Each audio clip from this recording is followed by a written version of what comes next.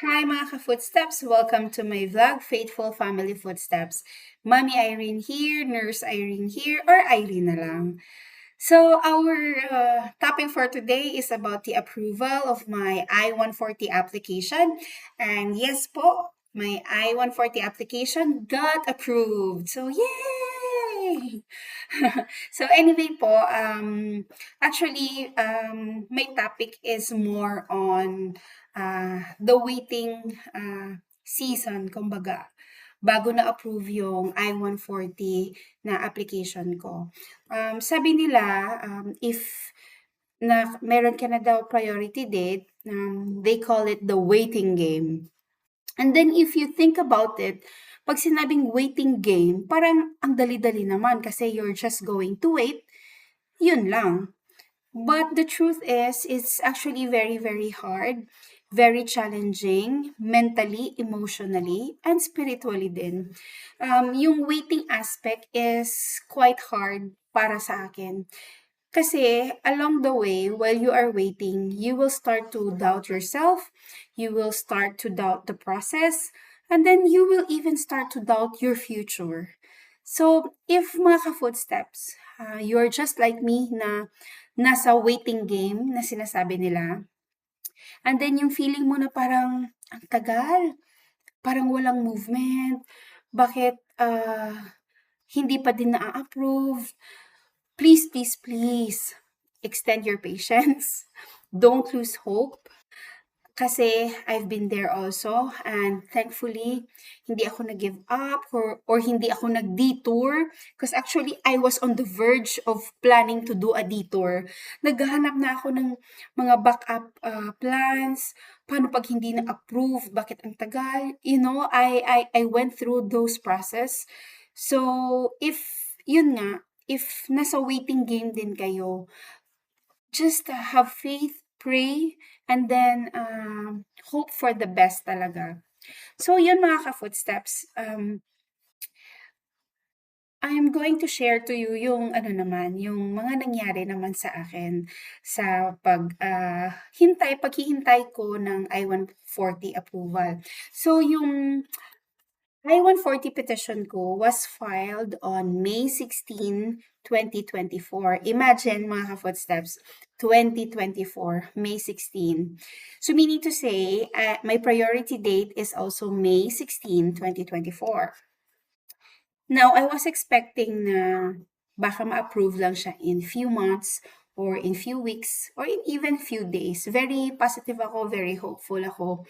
Pero alam niyo mga footsteps, to be very honest, grabe ang hintay ko. It felt like forever. Parang ganon. Na ano ako na I even get to a point na parang nagduda na talaga ako if kailangan ko pa bang i-pursue yung USRN dream ko or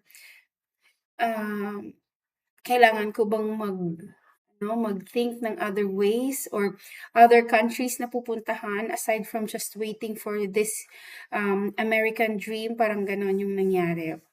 So, my priority date and my I-140 petition was filed May 16, 2024. And then,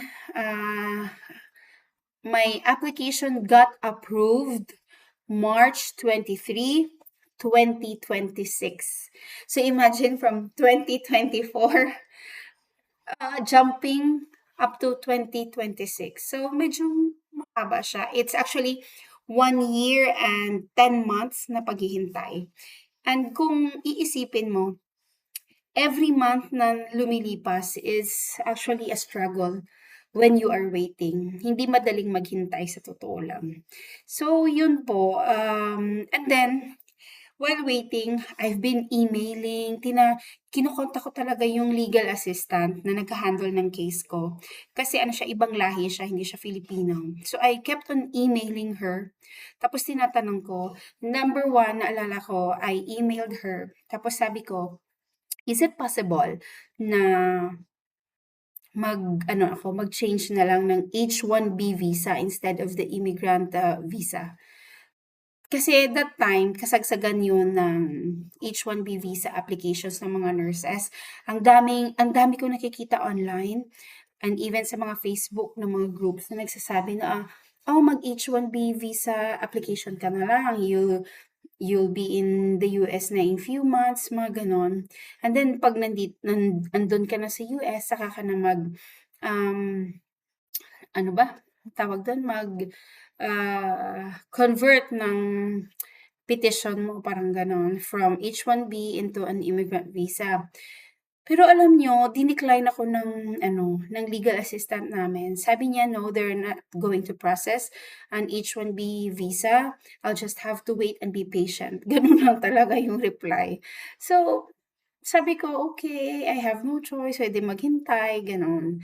And then, thankfully naman, hindi nila in-entertain yung yung sinabi ko na H-1B visa.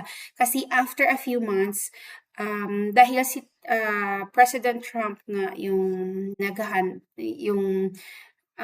in charge sa mga immigration rules and gano'n. So, madami siyang changes, 'di ba? So, yung nangyari, I think he had a change in the immigration policies concerning the H-1B visa. So, parang naapektuhan yung mga nag-process nun in a negative way sa pagkakaintindi ko. And then, so I was very thankful na dinecline nung legal assistant ko yung hiningi kong H-1B visa at sinabihan akong maging patient. So, yun po. So, yan. Number 1 na ginawa ko while waiting.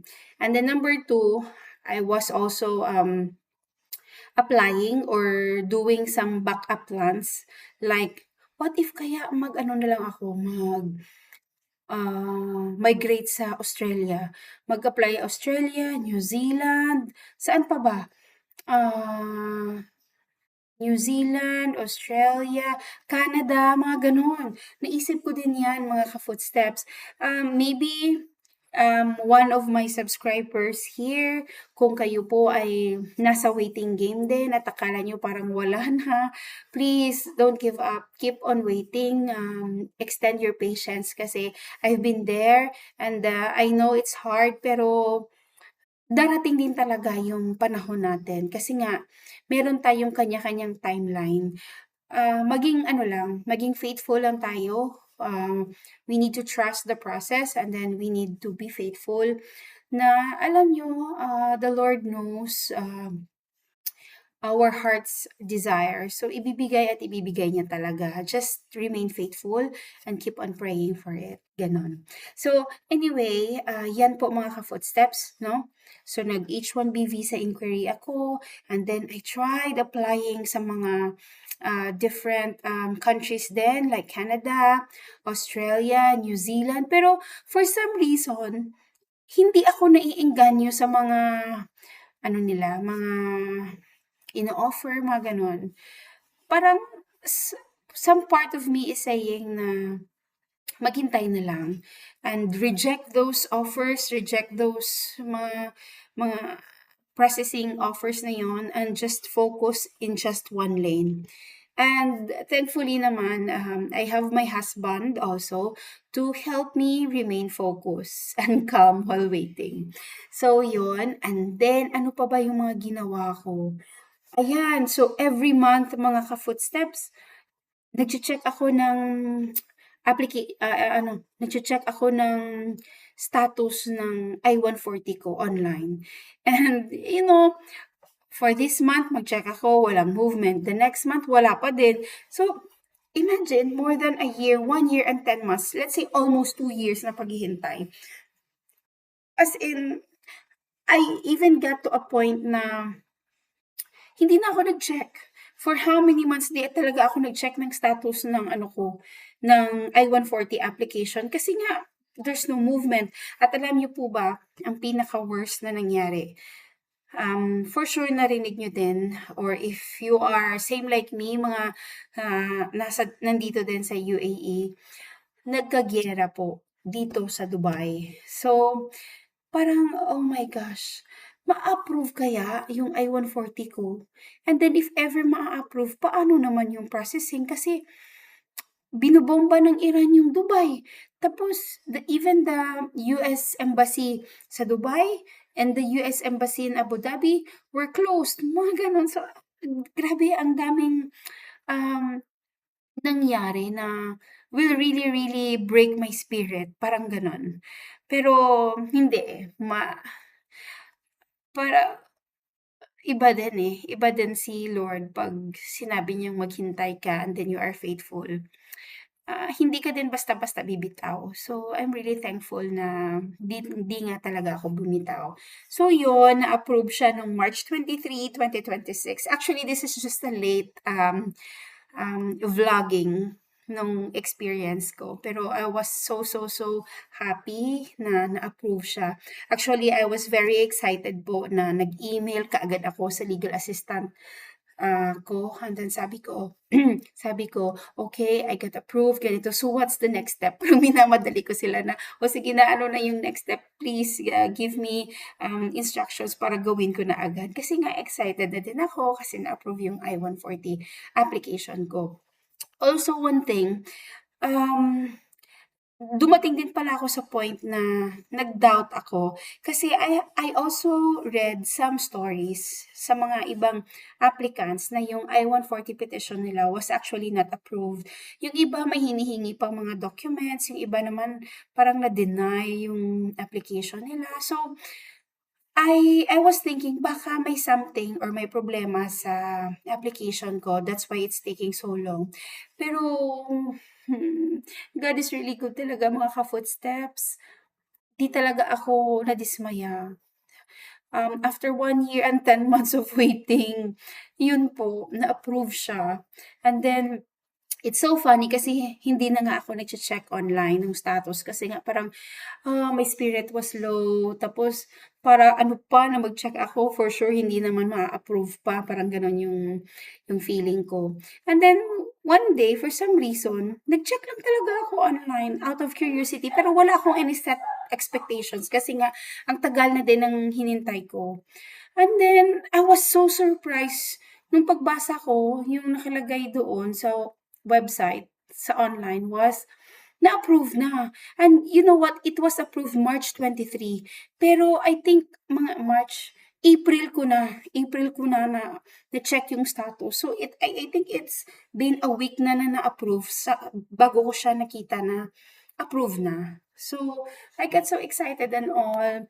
And then yun nga nagsabi yung agency ko na I'll just have to wait kasi mag-e-email naman si USCIS, mag-i-inform sila na approve na. They will send an approval letter, gano'n, sa sa agency ko.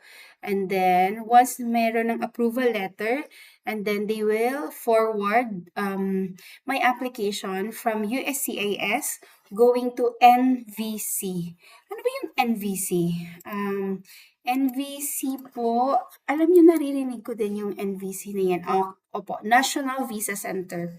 So, from USCIS, they will forward my application to NVC. And then sa NVC po, mag-create ng visa, CEAC account, CEAC account, CEAC account. So, what is CEAC naman po? Pasensya na po kasi hindi ko pa masyadong memorize yung mga terminology. So, CEAC is Consular Electronic Application Center. So, yun po. Then, from NVC, I'll have my CEAC account. And then, doon na po, makikita ko na yung mga fee bill, and then yung mga kailangan kong isubmit na mga documents para mag-move forward yung application ko. Pero for now, yun nga po, from USCIS, ifo-forward pa po sa NVC. So yun mga ka-footsteps, yung journey ko sa paghihintay ng aking I-140 approval. Very very challenging and very yun, basta I cannot explain. Pero I'm really thankful na hindi ako nag-detour. Kasi nga, kung nag-detour ako, di sana Ewan ko lang kung anong mangyayari sa akin, sa amin na family. So, if you're just like me mga ka-footsteps, na you are also in the waiting game, please do not lose hope. Please remain focused kahit may giyera pa, kahit may mga bombahan pa diyan, or kahit ano pang mangyari. Just stay positive, remain focused, keep on praying, do not lose hope, trust the process, remain faithful, and your time will come talaga. Kasi sa akin nangyari din 'yan. So, okay, thank you mga footsteps. Just sharing with you my I-140 application waiting time and approval. Thank you mga footsteps. Please, please, please like and subscribe. Thank you so much.